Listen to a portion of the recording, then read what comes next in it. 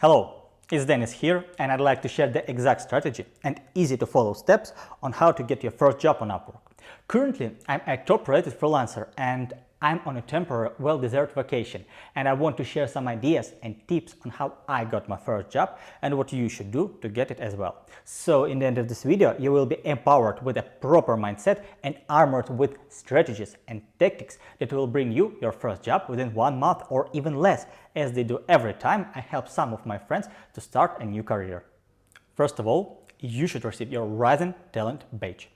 It can help dramatically due to a psychological effect because it shows that you actually did something and taking freelancing seriously.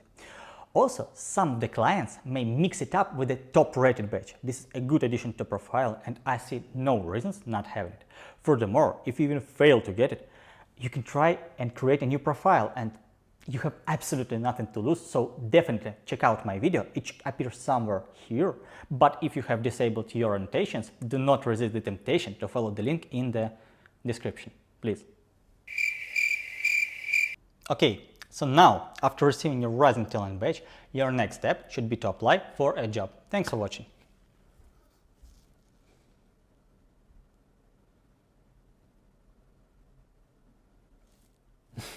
Okay, the most important next step is to check and boost your mindset. First of all, you should know where you are going. One non-skippable semester of philosophy during receiving my computer science degree taught me that if one doesn't know to which port one is sailing, no wind is favorable. Basically, this is common sense and it applies to all areas in life, including receiving your first job on Upwork. You have to know exactly what kind of job you would like to get, how long it should be, and the hourly rate you would like to work on. You should know everything about your job before applying. Personally, what I would recommend is to get something both simple and easy to deliver, so you will be able to get a taste of working with Upwork clients and getting your first 5-star review without any hassle. I don't want to tell specific numbers, durations and rates since you know your professional area better than I, but after the mindset part I'll move to the Upwork specific details, so do not click out of this video. And this is very important for your career, and the only thing that is more important than this is to smash that like button.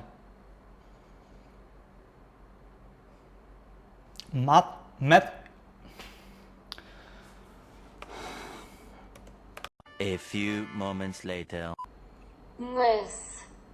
The second key part of the mindset is to know that math is on your side. If you get a job, it's out of the question. The only question we have is when, and let me prove it. Imagine a monkey hitting keys at random for an infinite amount of time. 2,000 years later.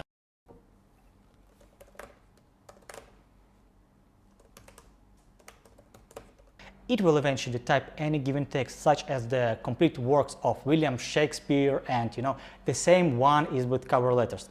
If a monkey can do it, I'm sure you can do it too. But okay, we are mortal, so here's another more real-life example. Have you ever met a friend that you haven't seen for ages? Have you ever thought what was the chance for both of you to be on the same spot at the same time and notice each other? I bet the chance of that is a small number with a lot of zeros after the floating point, and yet this has happened.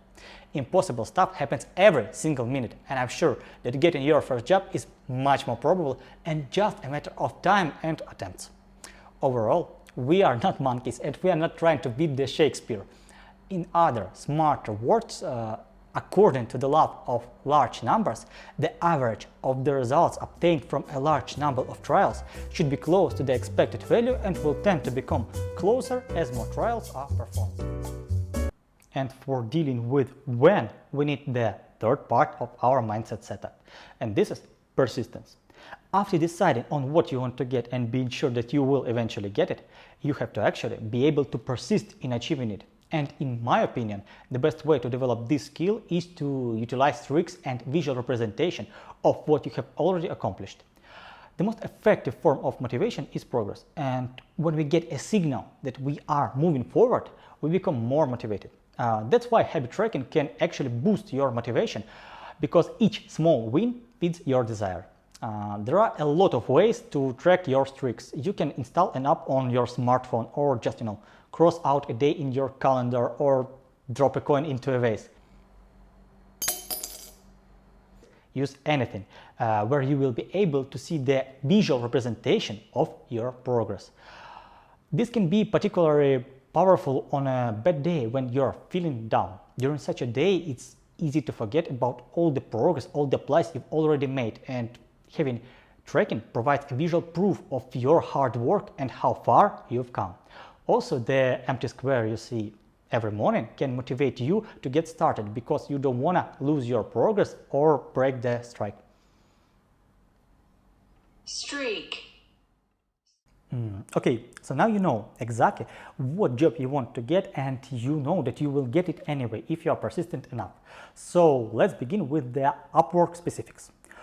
First of all, filter out your clients. From my perspective, your first job should be not for money, but for the feedback. So you have to carefully choose your first client. Filter out all the clients that have less than 5-star rating. Remember that freelancers almost never set anything that is less than 5. So if the client doesn't have a perfect history, just skip him. It will save your time and mental health.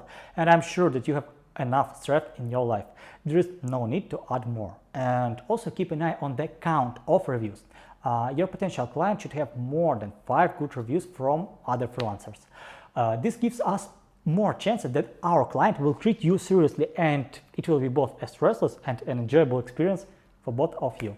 The second one is very important, and you should never break this rule. And it's never, ever spam your clients, and use unique cover letters. Do not spam them with the same cover letter. You have to send a unique, individually well-written cover letter for each job. And never use bots or copy-paste general letters. It will dramatically decrease your chances on getting your first job. This is the case where less is actually more, and you have to find your first job for the feedback only once. So approach each job and each cover letter as the last one to send. By the way, one of our next topics is how to write a good cover letter, so do not forget to subscribe to my channel if you don't want to miss that out. And the third tip for today is not to rush and to know that it's completely okay if you see nothing that fits you today, or even 7 days in a row, or even 1 month, or year, or life. No. 1 month is enough. Overall, do not apply to a job because you feel that you have to do it today, especially if you don't like the job description or client's reputation. You are cooperating together because it should be beneficial for you and for him, and it's better to work in a spirit of harmony. Obviously, it will be hard to achieve if you don't like this particular task or this particular client. It's okay to be selective and to say no. And the last tip for today is to trust your guts. This moment is a little bit tricky and may not apply to everyone, but trust your guts while filtering projects and discussing project details with your potential client. I absolutely understand that this is a very vague definition, but if you just feel that this client may be hard to work with, don't even try to. It's not worth your time, and what is more important, your reputation. I didn't trust my guts only once and received a big headache and the lowest feedback on my profile I've ever had. So now I always listen to my intuition during the interview stage, and I believe that applying only this rule can save your reputation and worth time you already spent watching this video. By the way, thanks for that. I really appreciate that you've come so far. And as always, thanks for watching this video. Do not hesitate to comment down below, especially if you have any questions. I'm always trying to read all of them and trying to answer to all of them.